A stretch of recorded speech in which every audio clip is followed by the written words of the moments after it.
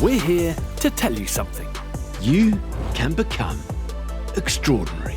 We've filmed some of the most inspirational people on the planet to understand what it really takes to succeed. In Becoming Xtraordinary, we'll explore the skills, knowledge, attitudes, and relationships to help you to realize your potential. Because greatness isn't born, it's learned. So, who can you become? In this episode, we'll meet the boss, the first female African-American CEO of a Fortune 500 company. And I'll be sharing my own story and advice on what it takes to succeed. Welcome to Becoming Xtraordinary, where we hear from the world's most inspiring people to help you realize your potential. In this episode, we'll hear from adventure and survival specialist Bear Grylls.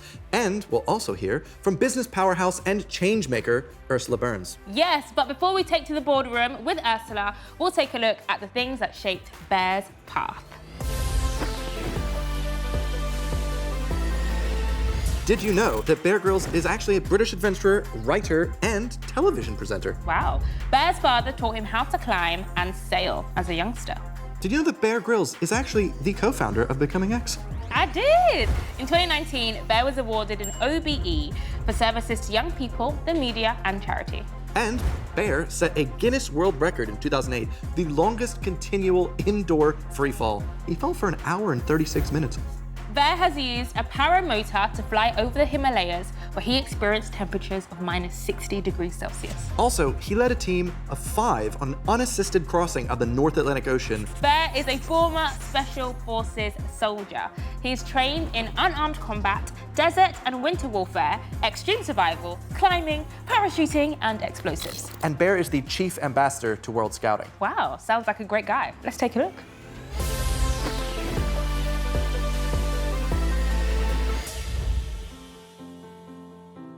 I never really had any career aspirations as a young kid. All I wanted to do was climb trees and get muddy. I was never particularly brilliant at sports or academics or stuff at school. And I think one of the dangers of school is that it can just tend to celebrate the sporty or the academic or the good looking.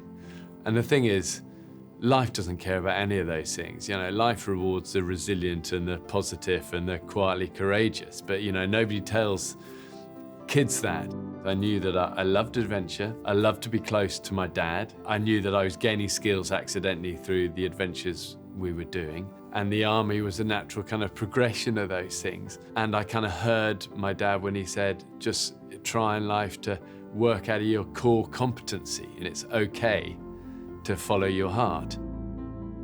Well, I think you do this step at a time, inch by inch, and you try and stay true to the vision. For me, my goal was simple. One is that one day I really dreamt of being able to stand on the roof of the world on the summit of Everest. But then life comes along and hits us sideways for something unexpected. Then you really see what people are made of. And for me, that time came when I had my parachuting accident whilst I was serving in the military.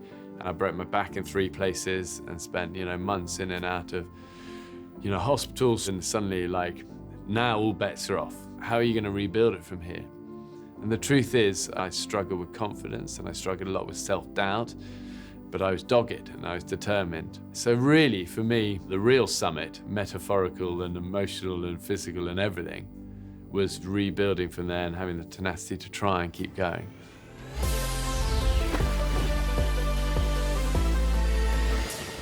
I really like Bear's father's advice, talking about finding your core competencies. Rather than try and do everything that you might not be good at, find those things that you're really good at and drill into them and become really great. And I think that's what he meant by picking out strength from his weaknesses, because he said that school isn't a place where he necessarily excelled, but he excelled in things that he enjoyed. Being with his dad, adventures, getting muddy, and he's literally used all of that to be where he is now. He broke his back in 3 different places. Very easy at that point to just go, well, now I'll try something else. But he was like, nope, got right back up and then climbed Mount Everest, which was a dream of his since he was a kid.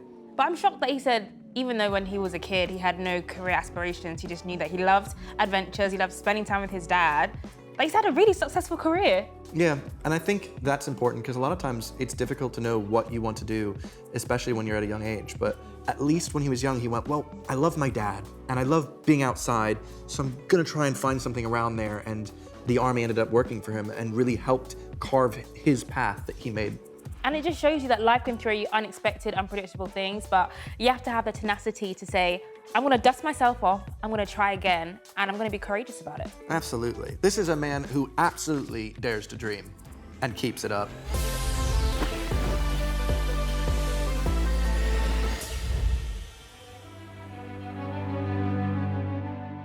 I think it's interesting with some of the really iconic, successful people out there. They were never the natural, brilliant people. They were often the underdog.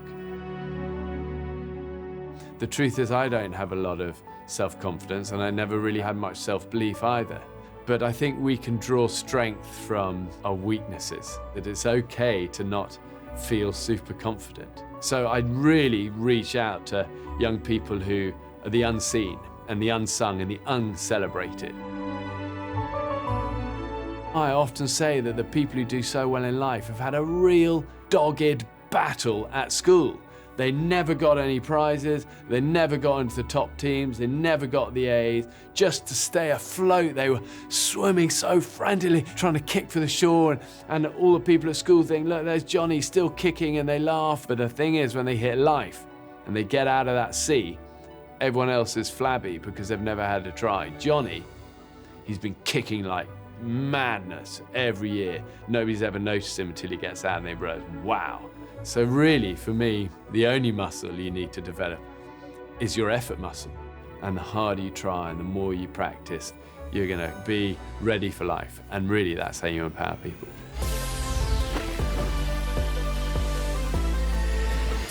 Bear's advice is that kids that go through a really tough time at school and find it really difficult are actually really equipped and prepared for the real world, because that's the realism of it all. You do face difficult and hard things.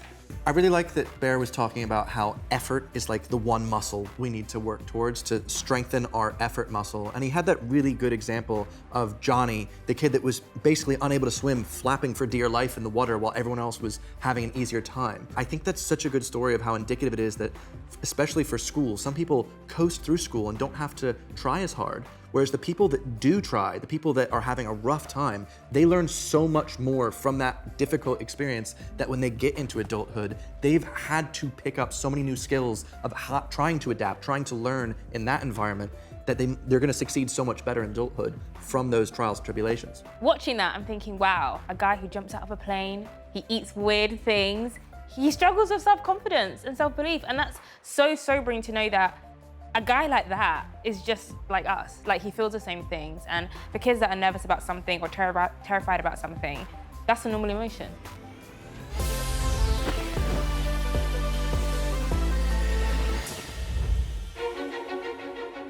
The important things, number one, you gotta have a dream. Number two, you gotta not listen to the dream stealers, the people who will tell you you're crazy, tell you you're mad. Because the world doesn't like people who kind of actually get out there and make things happen. And in a way, the world is just testing you. It's saying, are these just words out of your lips, or do you really mean it? From there, it's also important to paddle your own canoe, choose your own path. Don't expect the world to give it to you. You're gonna have to do this yourself. Then I think you got to be ready for failure. It's the only way you can get somewhere meaningful. The only way you're gonna get to your dream, to your goal, is through the door of failure. There are no back doors to it. There's only one main door. You gotta go through it, and you might have to fail a ton of times, but you've got to fail. So then after failure, there's some values to carry along this road with you. And I say two of them, courage and kindness. Kindness is a really important one, otherwise you just become one of these ambitious people who kind of kicks everyone out of the way and nobody likes you. And if at the end of your life you've got no good relationships, you're not a successful person. And real courage is facing things that we're all scared of, and I've never yet met anyone in this life who's not scared of stuff. But the thing is, I've learned about facing fears and courage is that the best way over our fears is actually right through the middle. And what most of us spend our lives do, and you as teenagers will see this a lot in adults, is that most adults spend their lives dancing around their fears. So they're scared of public speaking. One thing they'll never do, they'll always dance around it. I'm scared of this. I'm scared of commitment in a relationship. I'll dodge this. I'm scared of death. Therefore, we never talk about funeral. Whatever. Adults spend their lives dancing around it. And the thing is, when you dance around something, you give it power. If you're going to be ambitious and you're going to go for big obstacles, you really need to learn how to face the giants. And what happens when we walk straight towards the big giants is that we often realize they're not as scary as they seem, and often they actually totally evaporate. Ultimately, the only thing that really matters is that spirit of endeavor, of never giving up. It's having the courage to follow what is really on your heart and what you feel you're naturally good at and you naturally love. Be tenacious, be dogged, be determined, never give up. There is a power to those words. I say it to my boys every day, NGU, NGU, never give up.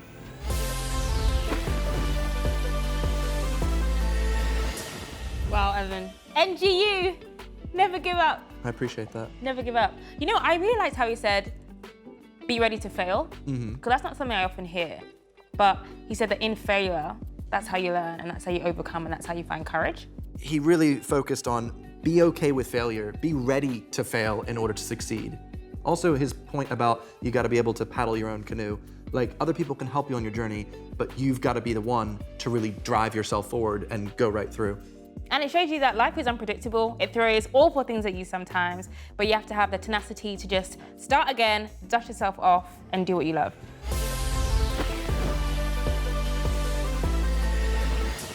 So let's discuss what some of our main takeaways are from that interview. What would you say is number one? Definitely have a dream, like dream big. Yeah, avoid the dream stealers. That's a good one. Also, I'd say don't be afraid of failure. You've got to be able to fail in order to succeed. Yeah, I like how he said be kind, because there's no point being successful and not having people around you to enjoy the journey with. Yeah, and also being courageous is really important. You've got to be able to be courageous to get past all those big obstacles in your way. And on that note, he also said don't stop trying, but be dogged. I liked it. And the biggest takeaway from this whole thing, never give up. NGU. And speaking about never giving up, someone very special, Ursula Burns. So what do we know about her? Well, Ursula Burns was actually the first Black woman to be a CEO of a Fortune 500 company. Wow. Ursula joined Xerox as a summer intern in 1980 and became chairman of the board in 2010. Ursula was raised in a low-income housing project on Manhattan's Lower East Side. In 2001, she saved Xerox from bankruptcy. Ursula sits on the board for some of the world's biggest companies, American Express, Nestle, and Uber, just to name a few. This sounds amazing. We have to watch.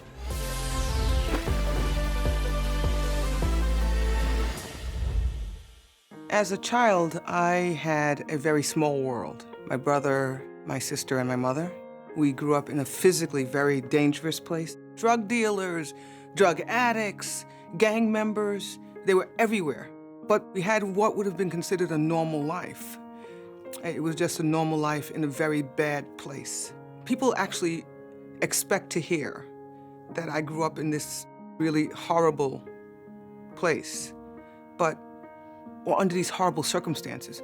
But I was clueless, oblivious, until I started to interact with more of the world, how difficult my mother's life was and how easy she made our lives. By the time I got to school, that's when I realized that my mother was really struggling. My mother's highest salary in her entire life was $4,400. We went to Catholic school, and it cost $650 a year. So by the time I was 16, I realized that I had to do something fundamentally different, and the entire motivation was to make sure that I could get her out of the neighborhood that we were living in. And if you're good at math, what do? The career that paid the most money after 4 years of college was chemical engineering. I said, that's what I'm gonna become. And I started to apply to colleges. It was clear my mother was carrying the weight of the world, taking care of her kids. But she looked and appeared to me to be older than she was, or more fragile than she was. So my brother by this time had gone up to Syracuse University. My younger sister was a disaster. She was on drugs, and it was a disaster. And my responsibility was to make sure my mother didn't suffer much more. So I stayed close to home and went to college right up the street. Went to college right up the street from where I grew up.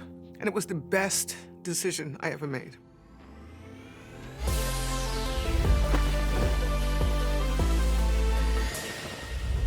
It was just such an inspirational story to hear that like her entire focus was to make more money to get her mom out of poverty, to get her out of the ghetto. Like, just, it's like Bear says, it's always the people that have to struggle the most that end up learning the most and being able to progress. And it was amazing that she could use her strength in mathematics to attain a career that's so profitable. And she even went to a university that was really, really close to home. Yeah, sometimes it really doesn't matter like what school you go to, what college, what university you go to. It's about how you apply yourself in those situations. Definitely.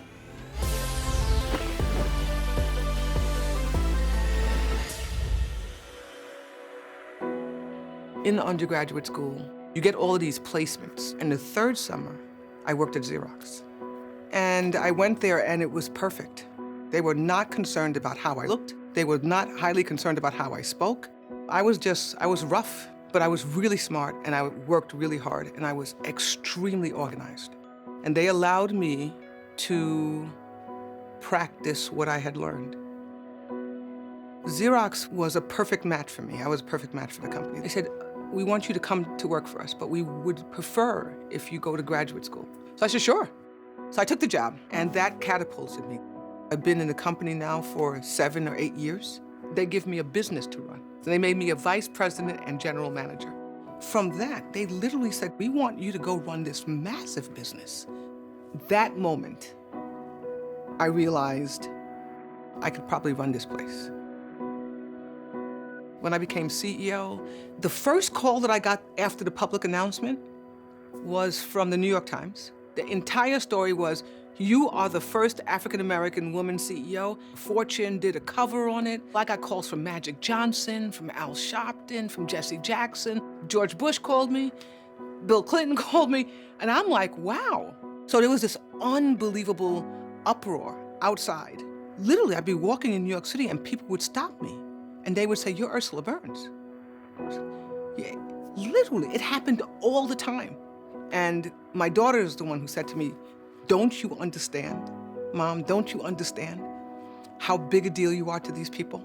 You are them. When they see you, they see the possibility that it could be them or their children. This was not only about me, it was about them. People were looking at me not because they said, oh my God, this woman had this brilliant career. You mean to tell me that you had a mother, no father, you kind of lucked your way through things, work hard, but you know, lucky here, connection here, this thing there, and you made it here just by literally putting one foot in front of the other? Yeah, and it's possible to get there. My sister, who is a social worker, she had really bad span of her life, literally came out of it, went to college, got a master's degree, literally is just amazing. You don't have to hit it perfectly the first time.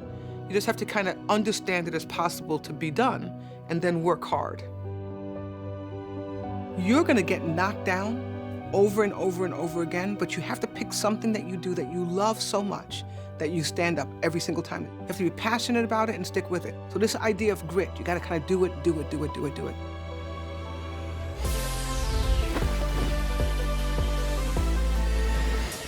I mean, look at her career progression. She started off as an intern and she just kept learning, kept applying herself.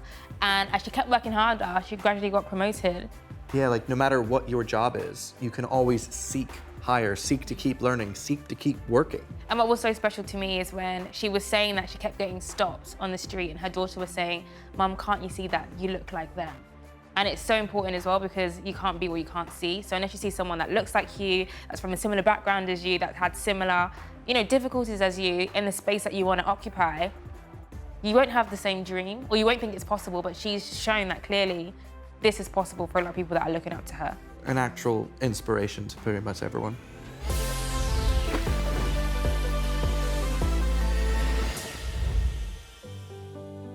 My mother's focus for our life was that we did a couple of things. Number one, she said this over and over and over again. It's one of my favorite statements. You must leave behind more than you take away. Second thing she said all the time was, where you are is not who you are. And remember that when you're rich and famous. And the third thing that she said all the time was, the world can't happen to you, Max. My middle name is Maxine, she would say all the time. The world can't happen to you, Max. You have to happen to the world. So my mother's assessment of me right now would be, jury is still out, but you're doing okay.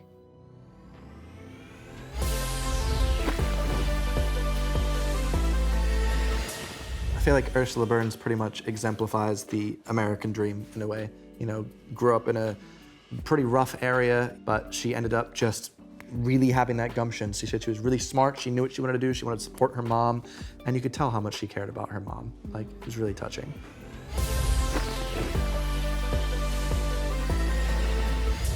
So what are our main takeaways from this story? I'd say one, pretty much what her mother had said. You've got to focus on your legacy. Leave more behind than what you take. Number two, I would say where you are is not who you are. It's possible to remove yourself from your environment and still achieve amazing things. Yeah, and I guess you've got to happen to the world. Like, nothing's going to happen to you unless you put it into motion, you know? So if we are to compare both Bear and Ursula's stories, you can see they both had completely different backgrounds, but they both struggled for different reasons. That, and they were both doggedly persistent. Like, they kept going. 100%, but they leaned into what they were good at. So for Ursula, that was her mathematician skills, and for Bear, he was good at being outside. He loved adventures. And I think they both just took practical steps to get where they are in life. It wasn't like they just happened upon it. They really set their own path. And both Bear and Ursula had close relationships, their parents, for example, to help direct their careers. And it's an honor to see how they both used their experiences to create the change they wanted to see. Completely. And they used their failures to help them rebuild and never give up.